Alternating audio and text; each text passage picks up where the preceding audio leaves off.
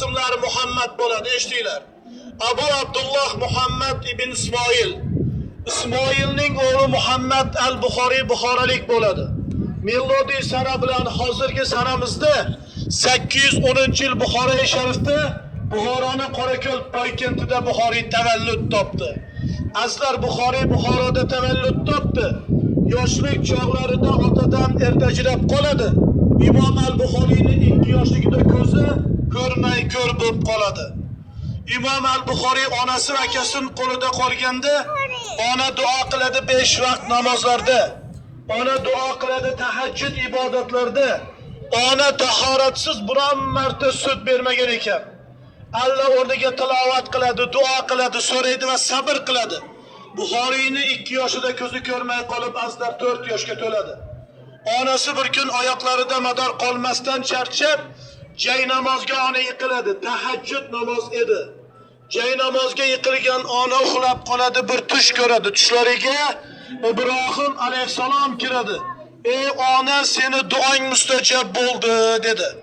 Qarang, ona uyg'onsa tush ekan, tong mahali ekan, farzandin uyg'otsa, Imom al-Buxoriy bu yorug' dunyoni ko'ryapti.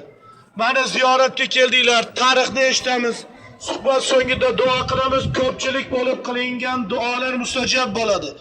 Qala Rasululloh sallallohu alayhi vasallam, innamal a'malu binniyati, har bir amal niyatga bog'liq bo'ladi. Endi eshtinglar, Buxoriyning ko'ziga onaning duosini Alloh taolo mustajab qilib qo'ydimi? Azlar zehnni qo'shib qo'yadi. Yoshgina bola hofizi Qur'on bo'ladi, Qur'on yod olib oldi.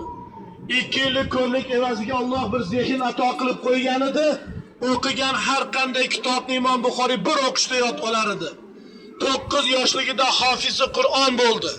10-11 yoshida 70 mingdan ziyod hadisni yod bilib oldi. Xo'p bo'ladi. Qani marhamat yuramiz, kelinglar. Qani yigitlar, joy beramiz qizlarimiz endi. Bu joyda turmaymiz. Harakatlanamiz, qo'llar olalar. Oralar harakatda bo'linglar. Qur'on tilovat qilayotgan. Yigitlar yonimdan keling, qizlar bu yoqdan kelamiz. Endi aslar diqqat qilinglar. Yigitlarimiz, onalar bu tarafdan keling, yigitlar bu yoqqa o'tiring. Ona har kuni duo qilib, ibodat qilib, farzandining ko'ziga Alloh nurni qaytarib beradi. Eshtinglar, 2 yoshlik bolaning ko'zi 4 yoshligida qaytadan ko'rayotgan bo'ldi. E'tiborli qiling, Alloh taolo ko'ziga nur berdimi, zehnni qo'shib qo'yadi. 9 yoshligida Imom Buxoriy hofizi Qur'on bo'ldi. 10-11 yoshida 70 mingdan ziyod hadisni yod bilib oldi. 16 yoshga to'lganda Buxoriy Buxoroda tanildi. Hech kim Buxoriyga dars bera olmay qoladi. Alloh taolo qalbiga Ka'ba Baytullohni soladi. Hammalaringizda har birimizni Ka'baga yetkazsin.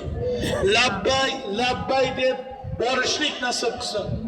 Imom al-Buxoriy eshtinglar, 16 yoshlik bola Ahmad ismli akasini olib, onasini olib karvon bilan Ka'baga bordilar.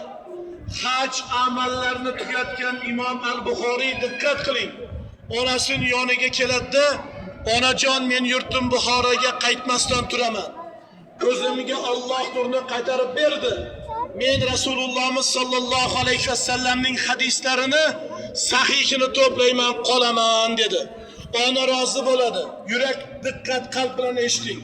Buxoriyning 2 yoshda ko'zi ko'rmay qolganida ona duo qilar edi. Ya Robbil alamin, farzandimning ko'ziga Alloh nurini qaytarib bergin, sening yo'lingda xizmat qiladi deb duo qilar edi. 4 yoshda Alloh nurini qaytarib berdimi? Ona roziligi bilan Imom al-Buxoriy bobomiz 16 yoshlik bola 42 yil arab diyorlarida qolib ketdi. 42 yil. 1080 ta ustozdan tahsilda bo'ladi. Eshtinglar, 1080 ta. 600 mingdan ziyod hadis to'playdi. 600 mingdan ziyod hadisning ichida to'g'risi bor edi, chalasi bor edi, sahih bor edi, nosahih bor edi. O'shalarning ichidan ishonchisi to'g'risi 7275 tasini ajratib Al-Jami as-Sahih kitobni oqozga Buxoriy Arabistonda ko'chiradi. Imom al-Buxoriyga arab diyorlarida maqom berdi. Dunyo imomlarining imomi, Amiril Mu'minin fil hadis maqomini arab diyorida oladi. Arabistonda olimlar, ulamolar xohladi, Buxoriy arab diyorlarida qolsin. Ta'minot, uy-joy, hamma sharoitni qiladi. vatanga muhabbat bilan, vatanga sadoqat, sog'inch bilan 58 yoshda Buxoroga kelsa, ona aka qarindosh vafot etgan bo'ladi. Farzandi, zurriyoti, oilasi to'g'risida manba yo'q, umr ilm bilan o'tgan ekan. Buxoroda xalq yaxshi ko'rib, hurmat deganda ko'ra olmaslar chiqdi. Diqqat qiling, Buxoroda Xolid degan podshosiga Buxoriyni yomonlaydi. Podshoh xalqingni olib qo'ydi. Podshoh taxtingni olib qo'yadi, gumon imondan oladi. Imom al-Buxoriyni podshoh saroyiga chaqirtirib, sen xalqqa emas saroyda menga, farzandlarimga tanho dars berasan deganda Imom Buxoriy ilm izlab boriladi beshikdan qabrgacha. Ilm kerak bo'lsa kel, xalq bilan birga ilm olgin deganda podshoh aytganimni qilmadi deb kelishmasdan Buxoriy Buxoroni tark etdi. Azizlar, bu qishloqda har tanga shogirdi bor edi.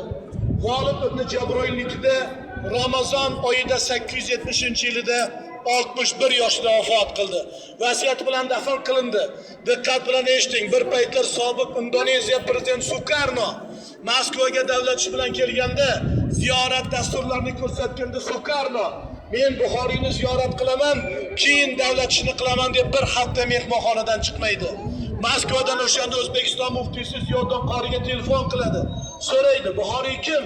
Ziyoddin Qori javob qildi, Hadisimni sultoni qabri Samarqandda qishloq qabristonida xaroba holatda, mehmon kutayotgan holat yo'q. Mehmon olib kelsalaring uyalib qolasan, achinarli holat deydi. Shunda Sovet rahbarlari Sukarnoni aldashdi. Buxoriyning qabrini topdi, hududimiz O'rta Osiyoda, uyoqlarga samolyot uchmaydi. Uyoqlarga samolyotlar qo'nmaydi, borib bo'lmaydi dedi, kelmasin degan maqsadda. Sukarno ko'zlariga yosh olib yig'ladi. Samolyot bo'lmasa poyezd bo'ladimi? Poyezd bo'lmasa xaritadan ko'rsating, bir oy vaqt ketsa-da men piyoda boraman. 4 kecha 4 kunduz poyezd olib keladi. Bu joylar hashar qilinadi. Xarobalik saqlangan edi, kechasi olib keladi, kursini chiqsin, xarobalikni ko'rmasin. Sukarno ko'chadan yarim tun olib keldi. Yalanga holatda keldi. Ya'ni 15 yil vaqt bergan edi, sham yorug'ida Qur'onni xatmona qiladi. 10 soat o'qidi, tong yorishib ketdi.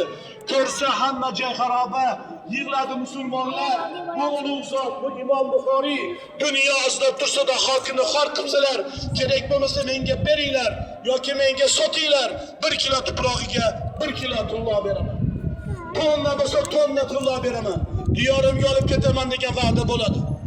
Shunda muftiy Ziyoddin Qori biz sizga bersak, kelajak avlodga nima deymiz deb saqlab qoladi.